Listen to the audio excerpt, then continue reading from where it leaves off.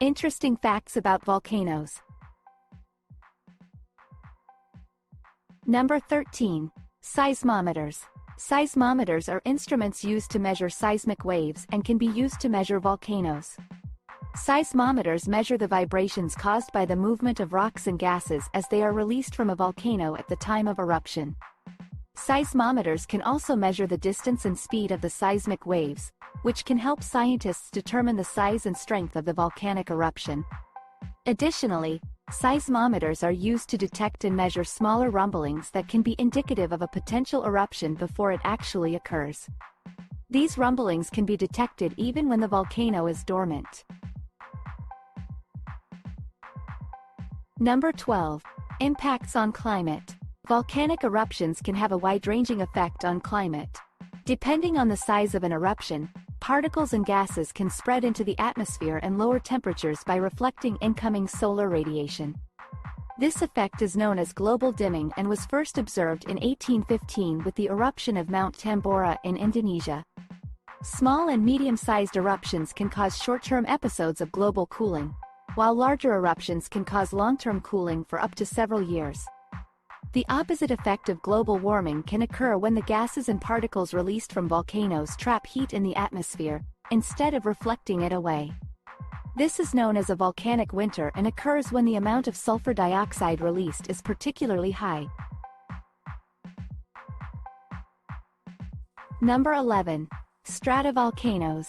Stratovolcanoes, also known as composite volcanoes, are cone-shaped volcanoes composed of multiple layers of hardened lava, volcanic ash, and other rock debris. The largest active stratovolcano in the world is Mount Cotopaxi in Ecuador, which stands at 19,347 feet, 5,897 meters. Stratovolcanoes are among the most dangerous volcanoes, as they produce powerful pyroclastic flows, turbulent, fast-moving mixtures of ash, lava, and other debris, that can reach speeds of up to 100 miles per hour, 160 kilometers per hour. Some of the most famous stratovolcanoes include Mount St. Helens in Washington and Mount Fuji in Japan. Number 10. Shield volcanoes. Shield volcanoes are the most common type of volcano and typically form in areas of relatively low pressure. They are constructed from layers of lava that have flowed from the volcano and have very gentle slopes. Shield volcanoes are usually between 0.2 to 10 kilometers in width and have a height of up to 8 kilometers.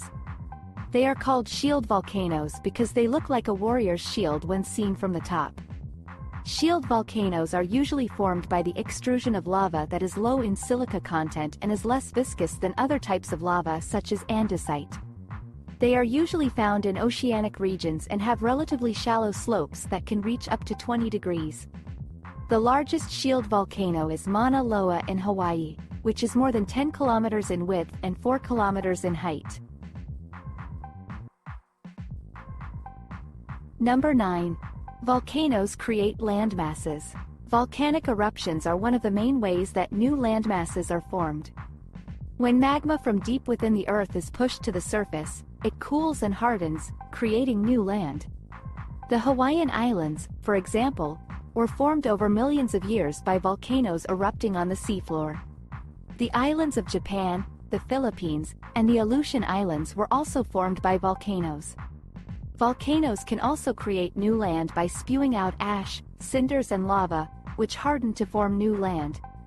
The volcanic ash and lava can also add to existing land masses, such as mountains and plateaus. Number 8. Deadliest eruptions in history. The deadliest volcanic eruption in recorded history was the 1815 eruption of Mount Tambora in Indonesia. This powerful eruption ejected over 4.5 billion tons of sulfur dioxide, which led to an extreme drop in global temperatures, resulting in the year without a summer, as well as crop failures and famine around the world. This eruption killed an estimated 92,000 people, and its global effects lasted for several years. The second deadliest eruption in history was the 79 AD eruption of Mount Vesuvius in Italy, which killed an estimated 16,000 people. Other deadly eruptions in history include the 1792 eruption of Unzen in Japan, the 1902 eruption of St. Pierre in Martinique, the 1985 eruption of Nevado del Ruiz in Colombia, and the 1991 eruption of Mount Pinatubo in the Philippines. Number 7. Earthquakes. Earthquakes are often associated with volcanic activity, as they are the result of shifts in the Earth's tectonic plates. Earthquakes can sometimes be felt in the immediate vicinity of a volcano, and they often occur before an eruption. Earthquakes that occur near volcanoes are known as volcanic earthquakes. Volcanic earthquakes can occur at different depths and have different wave frequencies than earthquakes that occur in other parts of the Earth.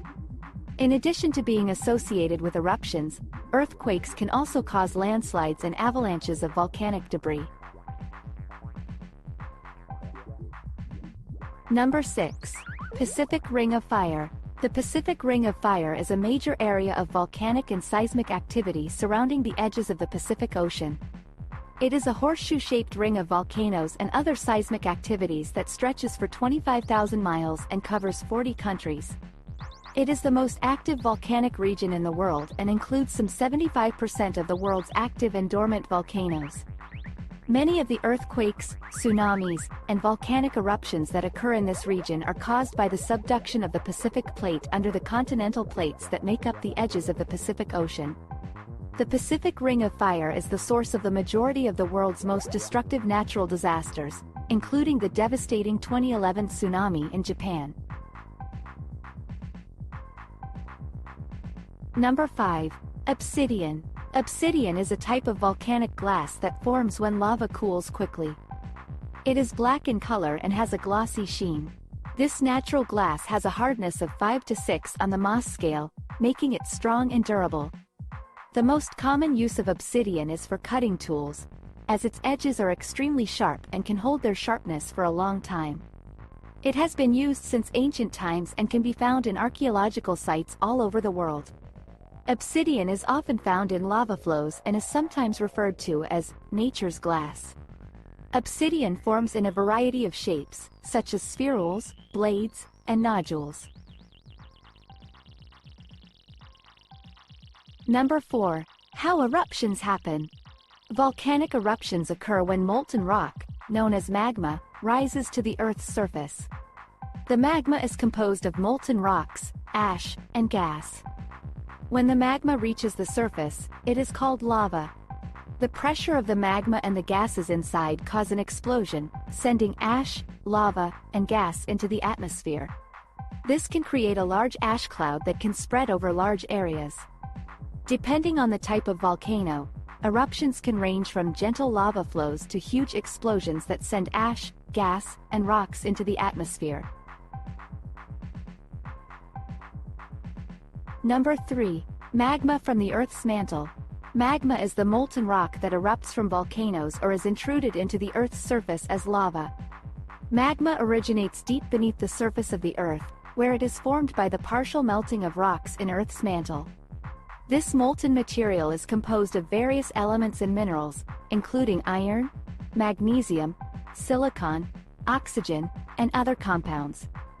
As the magma rises from the mantle, it is heated by the Earth's internal heat and pressure, causing it to expand and become less dense, which causes it to rise further. This process continues until the magma reaches the Earth's surface, at which point it erupts from a volcano or is cooled and solidified into lava flows. Number 2. Types of plate boundaries. Types of plate boundaries are the areas where tectonic plates meet. These plate boundaries are classified into 3 different types. Divergent boundaries, where 2 plates move away from each other. Convergent boundaries, where 2 plates collide. And transform boundaries, where 2 plates slide past each other in opposite directions. Divergent boundaries occur when 2 tectonic plates move away from each other and a gap is created. This type of boundary creates rifts in the Earth's crust where molten rock is forced up, creating volcanic activity. Convergent boundaries occur when 2 plates collide. This type of boundary forces the plates together, and the crust is deformed and pushed upward. This type of boundary can form fold and thrust belts, trenches, and volcanic arcs, as well as creating and destroying landmass. Transform boundaries occur when two plates slide past each other in opposite directions. This type of boundary creates fault lines, which are areas where the Earth's crust has broken and moved, creating earthquakes and seismic activity. Transform boundaries also cause the creation of volcanic mountains, such as those found along the San Andreas Fault in California. Number 1. How are they formed? Volcanoes are formed when molten rock and ash from the Earth's mantle and core are forced up to the surface. This process, called volcanism, can occur when tectonic plates move or when hot spots form beneath the Earth's surface. During volcanic activity, the molten material is ejected onto the surface, and layers of ash and rock are built up over time, forming a volcano.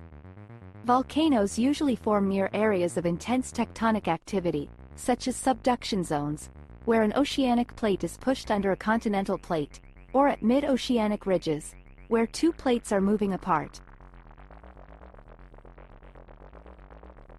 Hey everyone, thank you so much for watching. Don't forget to like and subscribe if you enjoyed the video. And if you want to know more about interesting facts from around the world, stay tuned for the next video. Until then, stay curious. Goodbye.